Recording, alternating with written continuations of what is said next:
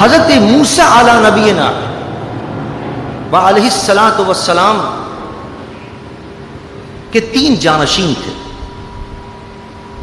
ان میں سے جو تیسرے جانشین تھے جن کو اللہ نے نبی بنا کر بھیجا، ان کا نام تھا حضرت حزقیل علیہ السلام، جن کا لقب تھا حضرت ذوالکفل. ان کو ذوالکفل بھی کہا جاتا تھا. حضرت ذوالکفل علیہ السلام کے زمانے اقدس کے اندر جس شہر میں وہ رہتے تھے، حضرت ذوالکفل علیہ السلام اللہ کے نبی تھے، الاعظم پیغمبر تھے. تو اس شہر کے اندر طاعون کی وبا پھیل گئی، لوگ مرنے شروع ہو گئے. آبادی والوں نے سوچا کہ اس طرح تو ہم مر جائیں گے، لہذا یہاں سے بھاگ چلو. مرنے سے بچنے کے لیے وہ سارے کے سارے اس شہر سے نکلے اور ایک جنگل میں جا کر انہوں نے وہاں پڑاؤ ڈال لی. یہ قرآن کہتا ہے حذر الموت، موت سے ڈر کر وہ وہاں گئے. اللہ نے فوراً فرشتے کو بھیجا. فرشتہ آیا اور اس نے زور سے آواز لگائی، ایک بڑی چیخ والی آواز، موتو، سب مر جاؤ. بس یہ کہنا تھا کہ وہ 70,000 بنی اسرائیل تھے، وہ سارے کے سارے مر گئے. اس جنگل کے اندر، بیاباں کے اندر ان کی لاشیں سڑتی رہیں. چیلوں نے، گدھوں نے ان کی لاشوں کو کھانا شروع کر دیا. ہڈیاں باقی بچ گئیں. تعفن اور بدبو وہاں سے اٹھنے لگی. ایک روز حضرت ذوالکفل علی نبینا علیہ الصلوۃ والسلام کا ادھر سے گزر. جب اپنے شہر کے لوگ انہوں نے اس حال میں دیکھا کہ ان کی لاشیں سڑ رہی ہیں اور گدھوں نے کھا لیا ہے ان کو، ہڈیوں میں گوشت تک بھی باقی نہیں بچا ہے، تعفن اور بدبو اٹھ رہی ہے، ان کو ترس آ گیا اپنی ان امتیوں کی حالت زار پر. اور اللہ کی بارگاہ میں انہوں نے عرض کی، مولا میں تجھ سے عرض کرتا ہوں کہ ان کی خطاؤں سے درگزر فرما اور ان کو دوبارہ زندگی عطا فرما دے. اب دیکھیے احادیث میں کیا آتا ہے کہ اللہ نے فرمایا، اے ہمارے نبی یوں کہو کہ اے ہڈیوں جمع ہو جاؤ، اے ہڈیوں جمع ہو جاؤ. جب جیسے کہا حضرت ذوالکفل نے ہڈیاں جمع ہو جاؤ، ہر ایک کا ڈھانچہ بنتا چلا گیا. وہ ہڈیاں جمع ہوئیں اور ہر انسان کا ڈھانچہ بن گیا.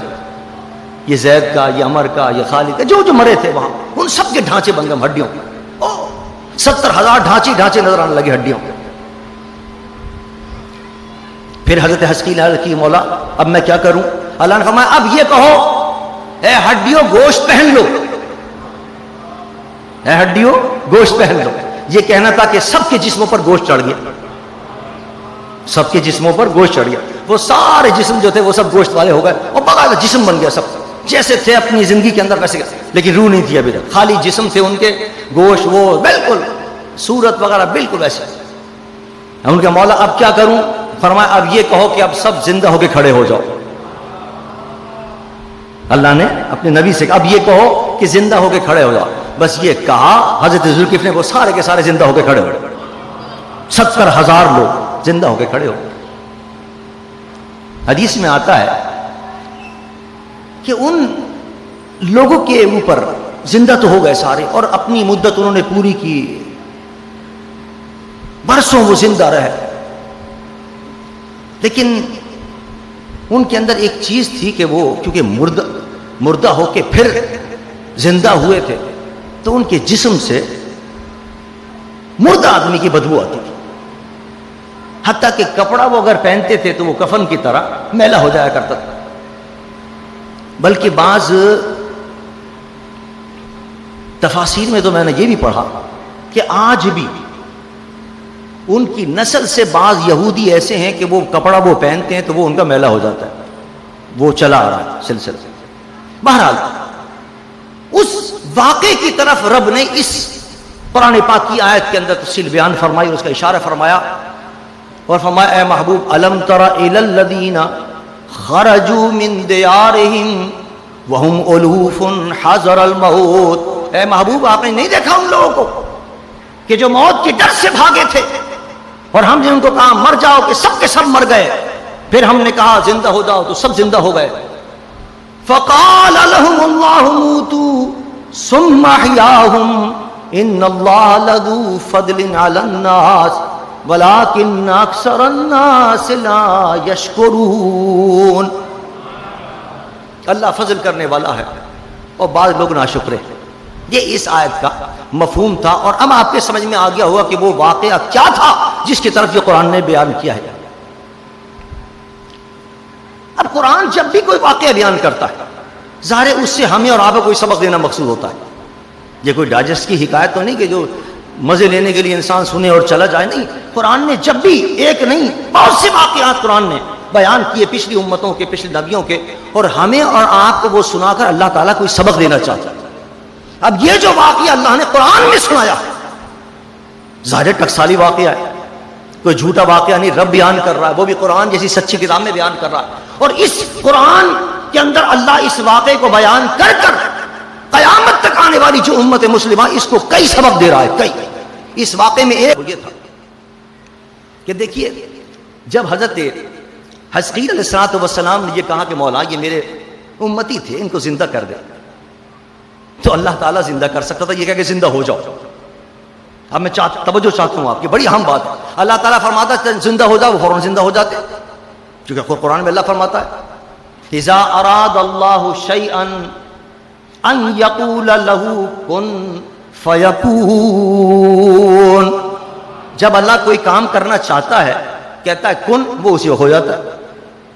اگر اللہ تعالیٰ صرف یہ کہتا تھا زندہ ہو جا, سارے کے سارے زندہ ہو جاتے. لیکن نہیں, میں نے جو آپ کو تفصیل بیان کی, اللہ نے اپنے نبی سے کہا پہلے یہ کہو ہڈیوں اکٹھی ہو جاؤ, وہ سب کے ڈھانچے بن گئے. پھر فرمایا اب یہ کہو کہ گوشت پہن لو, وہ سب نے گوشت پہن لیا, گوشت وہ سب کا تیار ہو گیا, سب جسم بن گئے سب کا. پھر فرمایا اے نبی اب یہ کہے تو کہ زندہ ہو کے کھڑا ہو جاؤ, وہ سب زندہ ہو کے کھڑے ہو گئے. اللہ نے نہیں کہا, اپنے نبی سے کہلوایا.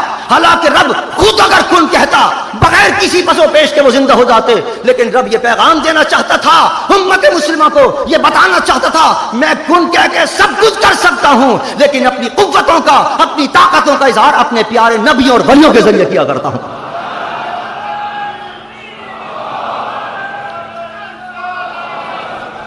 میرے ولی اگر کسی کو زندہ کرتے ہیں, کسی کی مشکلیں آسان کرتے ہیں, کسی کی پریشانیاں دور کرتے ہیں, یہ میں سمجھنا ان کی طاقت ہے. طاقت میری ہوتی ہے, ہاتھ ولی کا ہوتا ہے, ہاتھ اللہ کے نبیوں کا ہوتا ہے. یہ بقا پیغام دینا مقصود تھا, یہ سبق دینا مقصود تھا. میں خود بھی بغیر واسطے کے کر سکتا تھا, لیکن اپنے بندوں کو جو عطا کرتا ہوں اور جو نعمتوں سے نوازتا ہوں وہ اپنے ولیوں کے ذریعے عطا کرتا ہوں.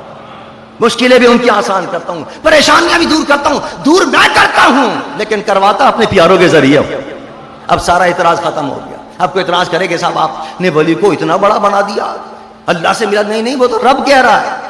رب اپنے ولیوں کی شان ظاہر کر رہا ہے, رب اپنے ولیوں کے مقام کو ظاہر کر رہا ہے کہ میں سب کچھ کر سکتا ہوں, لیکن ولیوں سے اس لیے کروا رہا ہوں تاکہ میرے ولیوں کی عظمت سے آشکارا ہو جائے, میرے علیوں کی عظمت کو تم پہچانو اور ان کے مقام اور مرتبے کو پہچانو کہ یہ جو کچھ کرتے ہیں میری دیوی طاقت سے وہ کیا کرتے ہیں. لہذا انکار نہ کر دینا کہ ولی کچھ نہیں کر سکتے, ولی کچھ نہیں دے سکتے, داتا کچھ نہیں دے سکتا, غوث کچھ نہیں دے سکتا. ارے انکار مت کر دینا, یہ میرے ولی جو ہیں وہ جو کچھ کرتے ہیں میری دیوی طاقتوں سے وہ کیا کرتے ہیں.